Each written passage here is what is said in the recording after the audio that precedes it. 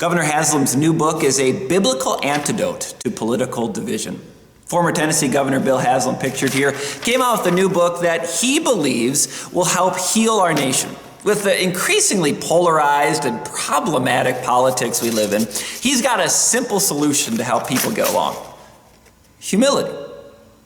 Yes, humility, not pride or pumping out our chest or pomp and circumstance. He believes that if people were just a little bit more humble, if we approached each other from a place of I'm broken, you're broken, let's work together, instead of arguing and yelling, he said we'd get along better.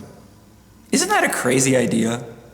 That instead of being angry at each other or pretending that we should be better than each other, he in his book, Faithful Presence, The Promise and Peril of Faith in the Public Square, is something as so simple as, dear Christians, be humble with people you may not like. Psalm 128. And may you live to see your children's children. Peace upon Israel. Psalm 128 is one of those psalm of ascents, things that people would sing on the way to worship. And I think that's one of the blessings of humility and brokenness in a church.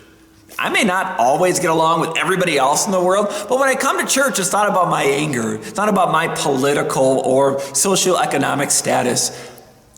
It's that I'm broken, I'm needy. I come before God and I need something. My children need something. My children's children need something. I'm humble before the Lord, and I'm grateful for his gifts. I appreciate Governor Haslam's book. I appreciate the concepts they're in, and I don't know how much work it'll actually make in the political sphere. It just seems to be getting worse.